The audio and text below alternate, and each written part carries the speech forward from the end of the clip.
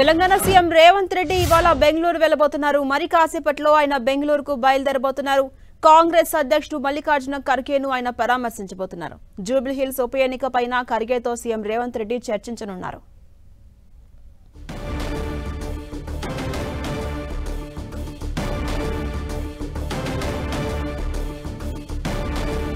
Telangana CM Revanth Reddy ఇవాళ బెంగళూరుకు వెళ్లబోతున్నారు. అయితే మరి కాసేపట్లో ఆయన బెంగళూరుకు బయలుదేరబోతున్నారు. కాంగ్రెస్ అధ్యక్షుడు మల్లికార్జున ఖర్గేను ఆయన పరామర్శించబోతున్నారు. అనంతరం జూబ్లీహిల్స్ ఉప ఎన్నికపై కూడా ఖర్గేతో సీఎం రేవంత్ రెడ్డి చర్చించే అవకాశం ఉంది.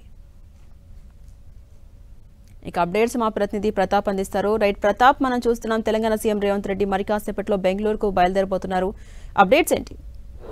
ఎస్, మరి కాసేపట్లో సీఎం రేవంత్ రెడ్డి బెంగళూరుకు బయలుదేరుతున్నారు. ఏఐసీసీ అధ్యక్షుడు మల్లికార్జున ఖర్గే ఈ మధ్య కాస్త అనారోగ్యం కారణంగా ఆయనకు ఫేస్కు సంబంధించి ఫేస్ మేకర్ అమర్చిన పరిస్థితి ఉందని చెప్పేసి వైద్యులు చెప్పారు. అయితే దీనికి సంబంధించి ఆయనను పరామర్శించి అదేవిధంగా నెక్స్ట్ రాష్ట్రంలో జరుగుతున్న లేటెస్ట్ పరిణామాలన్నింటి కూడా జాతీయ అధ్యక్షుడిగా ఆయనకు వివరించాలని చెప్పేసి సీఎం భావిస్తున్నారు. అందులో భాగంగా ఈరోజు మరి కాసేపట్లో బెంగళూరుకి వెళ్తున్నారు. బెంగళూరుకి వెళ్ళిన తర్వాత ఆయన పరామర్శించిన తర్వాత పొలిటికల్ సంబంధించి ముఖ్యంగా రాజకీయానికి సంబంధించి కాంగ్రెస్ పార్టీ నిర్ణయాలకు సంబంధించిన అంశాలకు సంబంధించి కూడా ఆయనతో డిస్కషన్ చేసే అవకాశం ఉంది. ఈరోజు కూడా ఎలక్షన్ కమిషన్ కూడా ఈరోజు నోటిఫికేషన్ జారీ చేసే అవకాశం ఉంటుంది. ముఖ్యంగా జూబ్లీహిల్స్ ఉప ఎన్నికకు సంబంధించి సెంట్రల్ ఎలక్షన్ కమిషన్ ఈరోజు సాయంత్రం ప్రెస్ మీట్ కూడా నిర్వహిస్తుంది కాబట్టి షెడ్యూల్ కూడా ప్రకటించబోతుంది. దీనికి సంబంధించి జూబ్లీహిల్స్ ఉప ఎన్నికకు సంబంధించి కూడా నిన్న కీలకమైన సమావేశం ప్రజాభవన్ వేదిక కూడా పీసీసీ చీఫ్ మహేష్ కుమార్ గౌడ్ కానీ మీనాక్షి నటరాజన్ కానీ ఇప్పటికీ మంత్రులు కానీ కార్పొరేషన్ చైర్మన్లు అంతా విస్తృతంగా పర్యటన చేసిన పరిస్థితి ఉంది. అక్కడికి సంబంధించి సిచ్యువేషన్ సంబంధించి ఎవరెవరు అయితే బాగుంటుందని సంబంధించి కూడా అభ్యర్థులకు సంబంధించి ఒక షార్ట్ లిస్ట్ తయారు చేసినట్టుగా కూడా తెలుస్తుంది.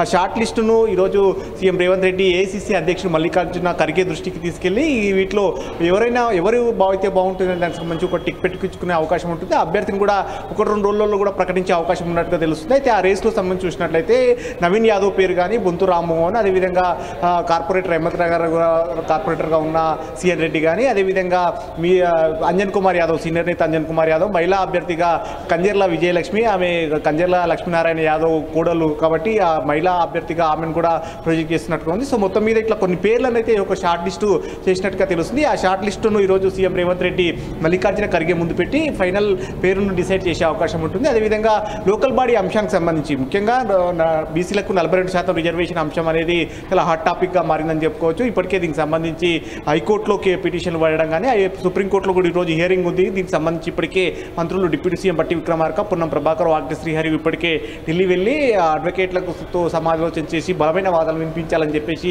ఒకవైపు ప్రయత్నం చేస్తుంది. మరోవైపు ప్రభుత్వ పరంగా లోకల్ బాడీలో ఖచ్చితంగా బీసీలకు 42% ఇంప్లిమెంట్ చేయాలని చెప్పేసి ఇప్పటికే ఒక జీవో ఇవ్వడం కానీ చేస్తున్న ప్రయత్నాలన్నింటినీ కూడా కోర్టులలో ఉన్న కేసుల అంశాలు కానీ ప్రభుత్వం చేసిన ప్రయత్నాలను కూడా మరోసారి కూడా ఏఐసీసీ అధ్యక్షుడు మల్లికార్జున ఖర్గేకు వివరించాలని చెప్పేసి సీఎం రేవంత్ రెడ్డి భావిస్తున్నారు. సో మొత్తం మీద దీనికి సంబంధించి ఒకవైపు బీసీ రిజర్వేషన్లకు సంబంధించి లోకల్ బాడీలో జరుగుతున్న పరిణామాలు బీసీ రిజర్వేషన్లకు సంబంధించి, మరోవైపు జూబ్లీహిల్స్ ఉప ఎన్నికకు సంబంధించి ఈరోజు సెంట్రల్ ఎలక్షన్ కమిషన్ ఈరోజు షెడ్యూల్ రిలీజ్ చేసే అవకాశం ఉంటుంది కాబట్టి అభ్యర్థిని కూడా త్వరగా ప్రకటించి మరింత విస్తృతంగా జనంలోకి వెళ్లే కూడా ప్లాన్ చేస్తున్న పరిస్థితి. ఈ షెడ్యూల్ ప్రకటన జారిన తర్వాత ఈ రోజు కానీ రేపు కానీ కాంగ్రెస్ పార్టీ అభ్యర్థి కూడా ప్రకటించాలని కూడా చూస్తుంది. ఎందుకంటే ఇప్పటికే బీఆర్ఎస్ తన క్యాండిడేట్ను ప్రకటించి విస్తృతంగా జనంలోకి ప్రచారం చేస్తున్న నేపథ్యంలో కాంగ్రెస్ పార్టీ ఒకవైపు ఇన్ఛార్జీలంతా కూడా ప్రచారం చేస్తున్న క్యాండిడేట్ ఎవరనేది కూడా ఒక సస్పెన్స్ అయితే ఉంది కాబట్టి ఆ క్యాండిడేట్ని కూడా ప్రకటించి ఎన్నికలకు వెళ్ళాలని కూడా ఒక ఆలోచన కూడా చేస్తుంది. ఆలస్యం అయితే పార్టీకి డ్యామేజ్ అయ్యే అవకాశం ఉంటుంది కాబట్టి అభ్యర్థిని కూడా త్వరగా ప్రకటించాలని చెప్పేసి కూడా కాంగ్రెస్ పార్టీ ఆలోచన చేస్తుంది. అందులో భాగంగానే సీఎం రేవంత్ రెడ్డి ఈరోజు ఏఐసీసీ అధ్యక్షుడు మల్లికార్జున ఖర్గే కలిసిన తర్వాత జూబ్లీహిల్స్ అభ్యర్థి విషయంలో కూడా ఒక కంక్లూజన్ వచ్చే అవకాశం ఉంటుంది.